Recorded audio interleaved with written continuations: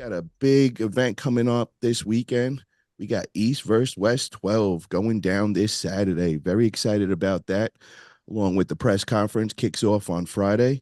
And we got a stacked card, man. Engen really put in the work and he got a really, really official card. So one of the first matches that caught my interest that I want to bring up and hasn't been getting much talk about, which I'm wondering why, is the Sasha Andreev versus a Rockley match, man.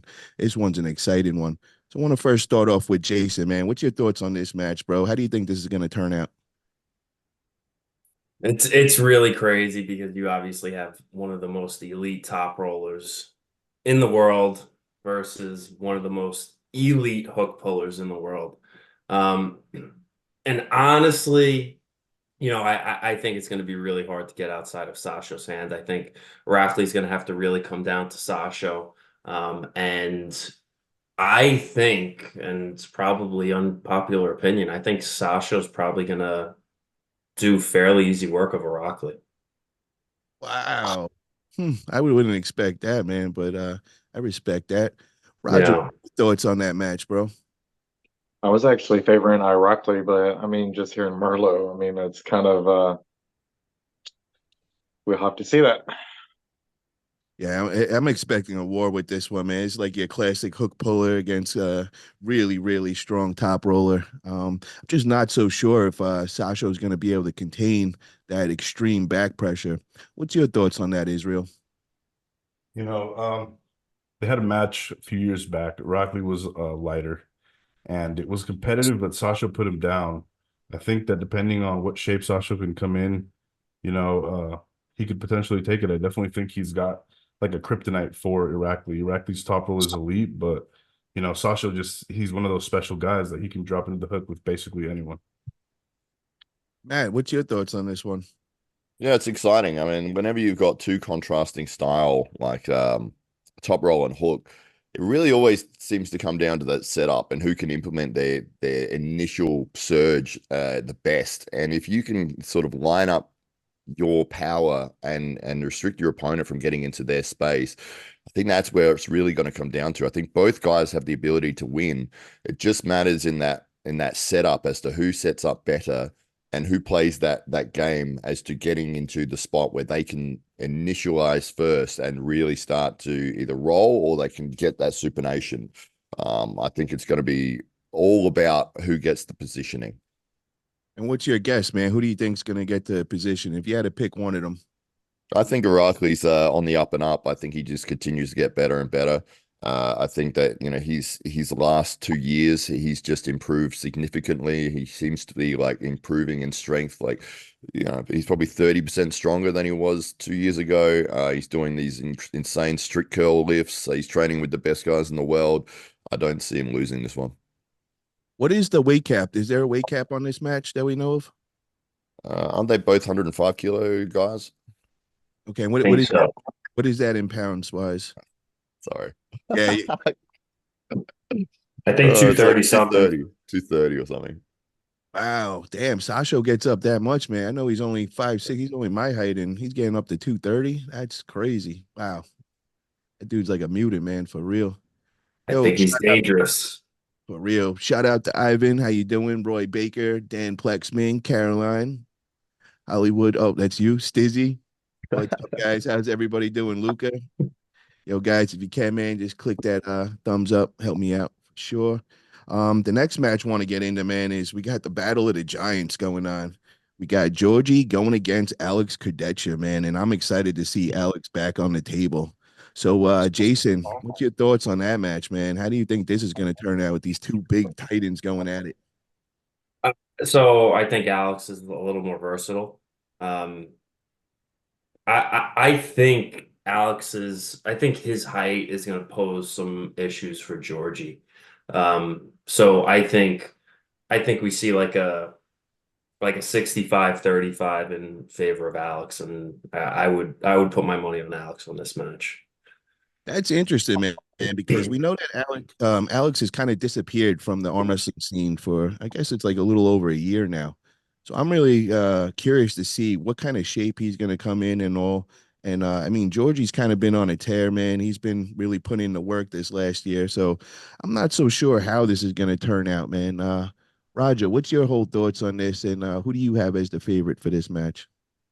I agree with Jason. I think Alex is just his tall arm. He could post up higher, and I think unless Georgie's cardio stepped up, I don't see him, putting in having enough gas to fight the later rounds with him. Israel, man, what is your thoughts on this match? Do you think it's gonna, play in the favor of Georgie since he's been a lot more active, or is Alex just been just getting so much stronger and just kind of going under the radar and it's gonna shock everybody with the peak shape he comes into?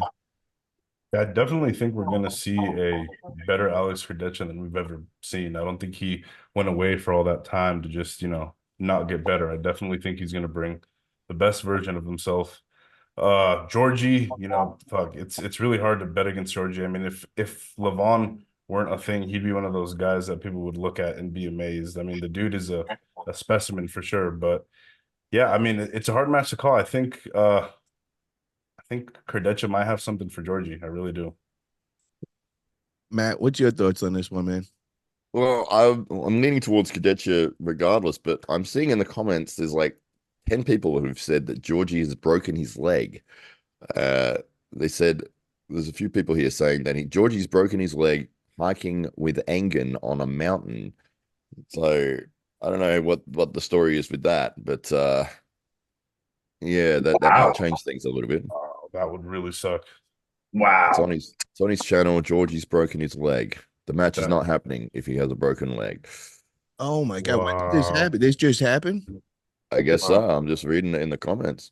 Yeah, Wow, if he's with Engen, I mean, yeah, he's there right now with it. So that probably just happened.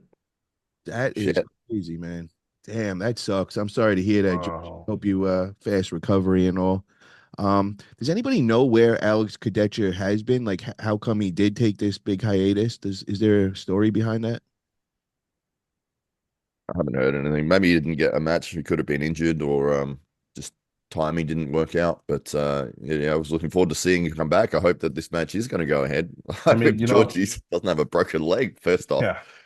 Yeah, Paul, I'm just besides what happened to Georgia, I think that Alex was just stepping away for what I said earlier. He just wanted to come back, trained up and better than ever. Wow, that's I mean, interesting because I the way he was, man, he was top of the world. So I'm like, didn't he beat Hermes not, last Yeah, year? yeah. That was a couple easy, years back. Yeah, he did. easy too. Easy. Yeah, so I don't know.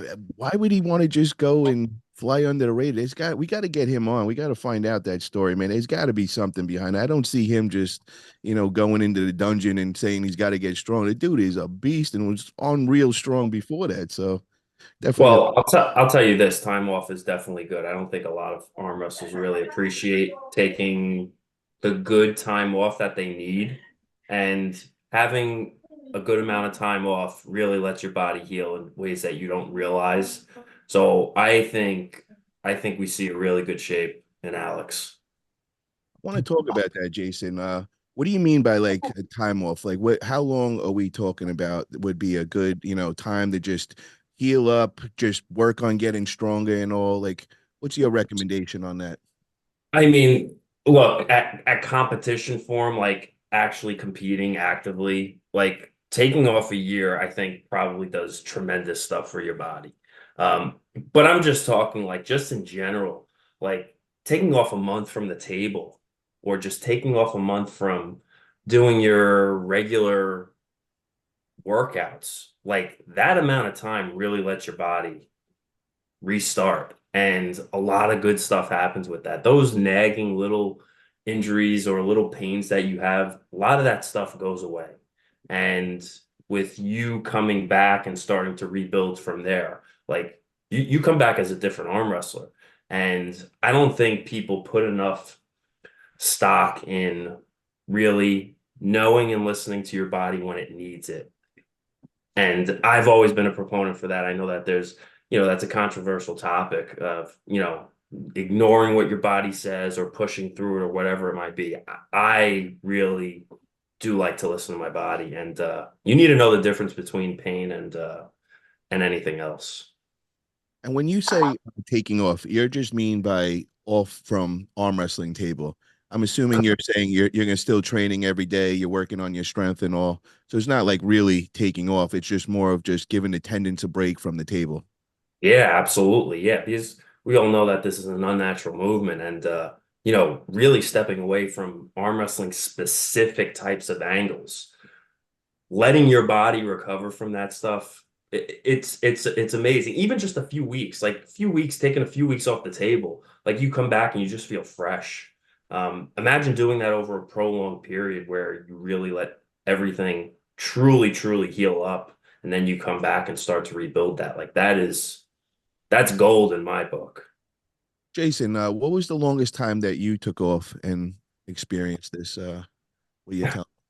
So this because I've had a lot of elbow issues, especially my right elbow, since 2017. And there's been periods where I've had to take off from arm wrestling training specific stuff for like 2 months and giving myself time to heal for 2 months, especially on that elbow.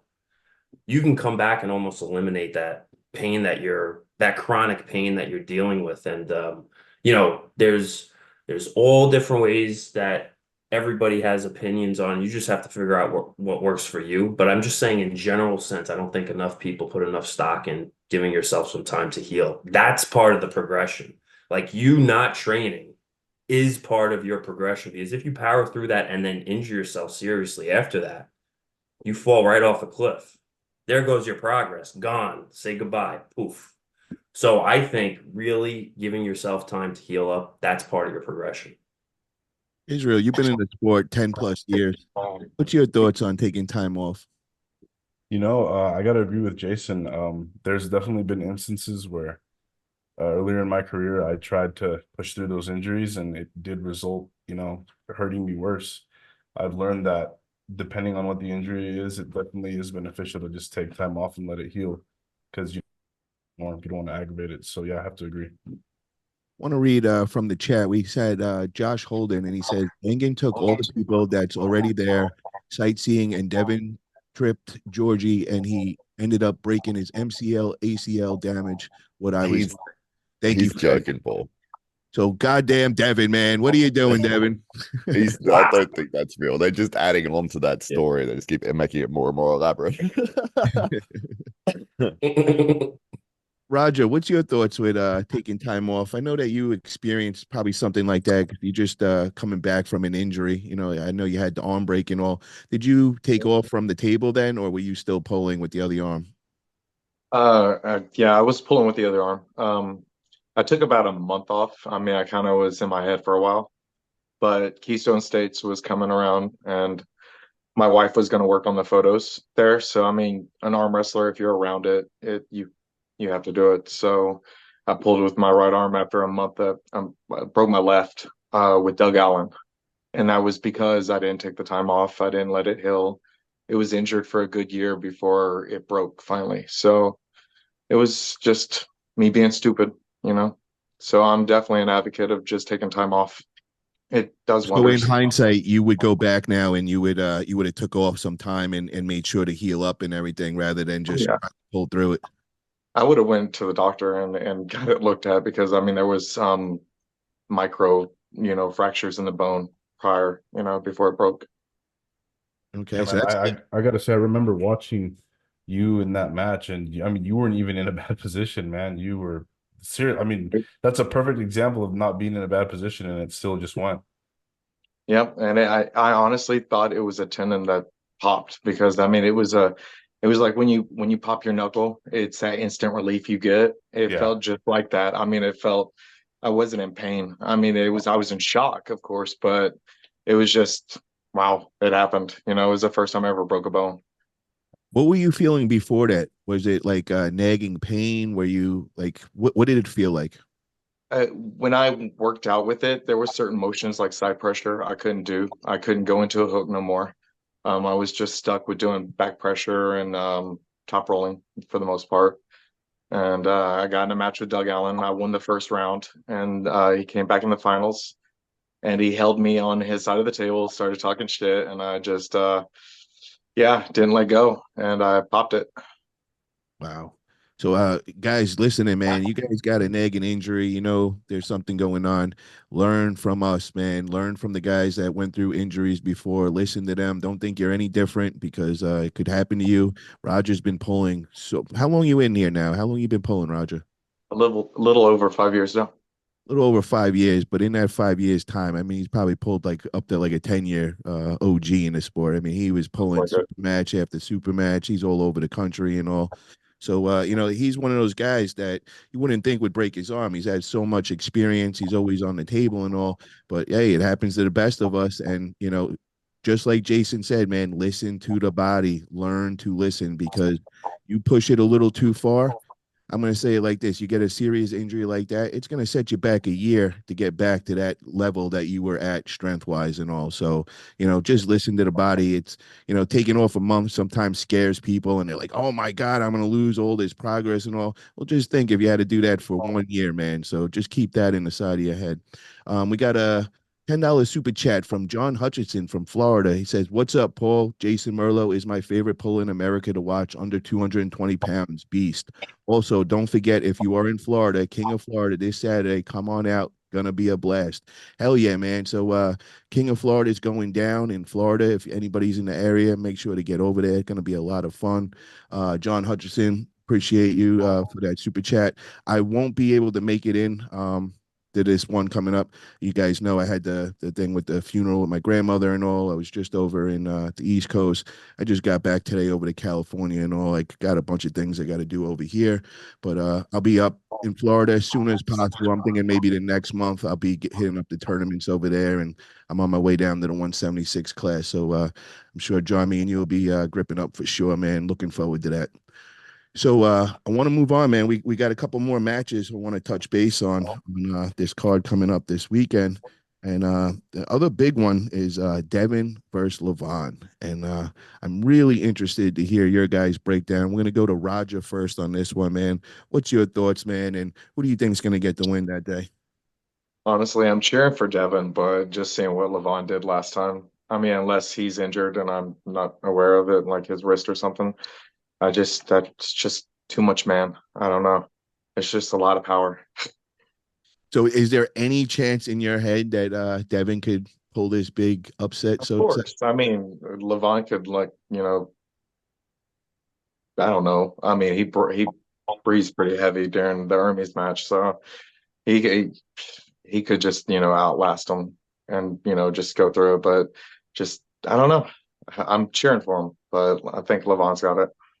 I think the only chance I see happening is if Devin could get the stop and bleed him out a little, man, and test the big man's endurance. That's the only chink in the armor I think that Devin's gonna have to expose that day.